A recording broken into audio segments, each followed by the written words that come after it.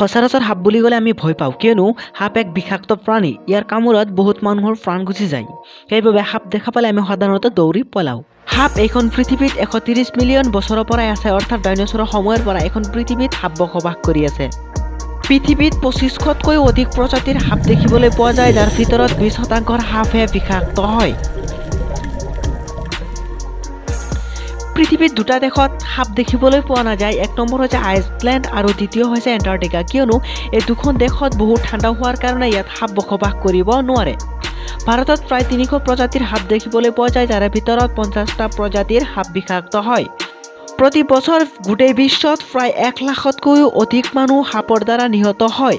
ভাৰতত প্ৰতি বছৰ 2.50 লাখ মানুহ সাপৰ চিকাৰ হ'ব লগা হয়, যাৰ ভিতৰত প্ৰায় 50,000 মানুহ মৃত্যুমুখত পৰিব লগা হয়। বিশ্বৰ দীৰ্ঘতম সাপটো হ'ল পেথন ৰেটিকালটাৰ্ছ, যি 30 ফুট পৰ্যন্ত দীঘল হয়। সাপ সকলো খাদ্য গিলিহে খায়, সি চোবাই কেতিয়াও নাখায়। সাপ নিজৰ আকাৰতকৈও 70ৰ পৰা 100 গুণ ডাঙৰ চিকাৰ গিলিব পাৰে।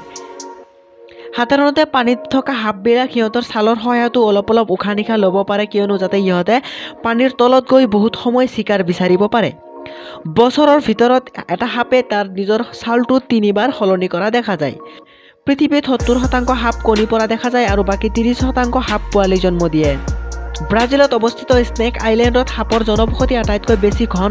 ইয়াত প্ৰতি বৰ্গ মিটাৰত 5টাকৈ সাপ বসবাস কৰা দেখা যায়। এটা সাপ প্ৰতি ঘণ্টাত মাত্ৰ 7 কিলোমিটাৰহে দৌৰি যাব পাৰে। বন্ধুসকল, আমাৰ চেনেলৰ এনেকুৱা ইণ্টাৰেষ্টিং ফেক্ট চাবলৈ আমাৰ চেনেলটো নিশ্চয় ছাবস্ক্ৰাইব কৰিব আৰু আগন্তুক ভিডিঅ'ৰ বাবে নটিফিকেশ্যন অন কৰি দিব।